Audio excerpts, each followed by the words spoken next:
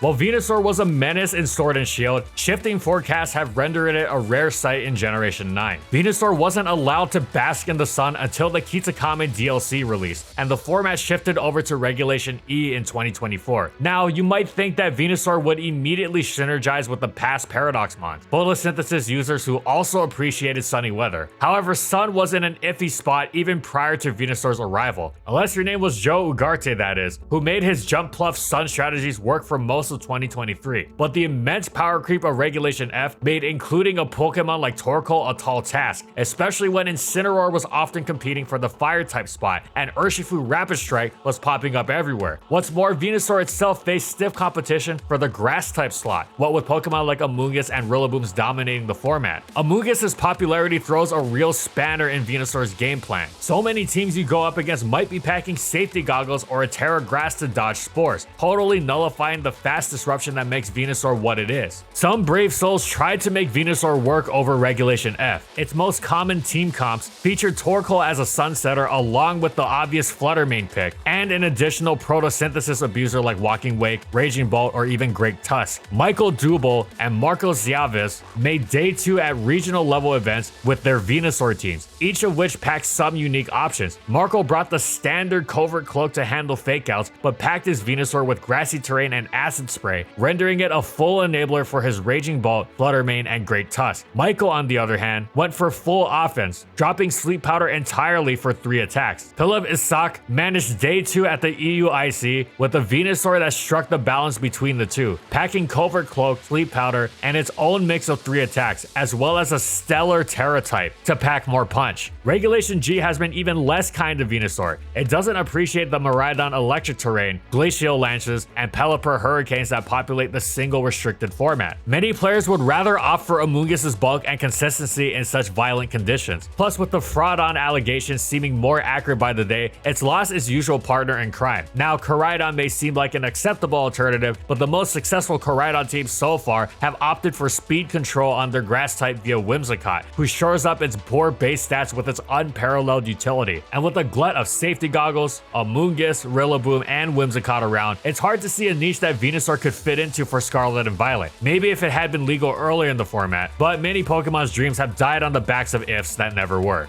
And that's it. So how good was Venusaur actually? Well, it's an all-time great Pokemon, let alone an all-time great starter Pokemon. It's generally not flashy or overwhelming, Gen 5 OU Sun Antics being a notable exception. But after a rocky start in the first 2 gens, Venusaur has had legitimate OU viability in every single generation afterwards, which is incredible. Game Freak has buffed it healthy without going overboard. Well, again, barring maybe Gen 5 Chloral Sun, but then again, that's still pretty tame compared to other mons from that gen. Venusaur hasn't just impacted OU either. It also spent much of its career excelling in the lower tiers. Gen 1 had ups and downs, and it was kept out of them in Gens 2 and 3, but it was the absolute king of UU in Gen 4, and similarly reigned over RU in Gen 6, before returning to the tier with a decent niche in Gen 7, then thriving in UU again in Gen 8. It's hit NU in Gen 9, but it's as fierce a Sun abuser as ever. Mega Venusaur was an amazing Mega in the OUs of both Gen 6 and 7, and his brief tenure in Gen 7 UU got it banned for destroying the tier with levels of strength usually reserved for faster one-hit KO machines. Venusaur also kicked off several generations of VGC success in Gen 6, with Mega and Base Form alike. It's not the easiest Pokemon to use there, but the rewards are immense. So overall, Venusaur has had a long, rich, competitive history. Thanks for watching, everyone, and I hope you all enjoyed Venusaur the movie. And as always, if you liked the video and you want to see more, be sure to subscribe to False Swipe Gaming for more weekly Pokemon content. And in the comments, I want to know, what do you think about competitive Venusaur? How would you buff it to get it out of NU? Whatever it is, let us know in the comments. Also, thank you so much to our patrons for continued support of our videos, and thank you to everyone else watching as well.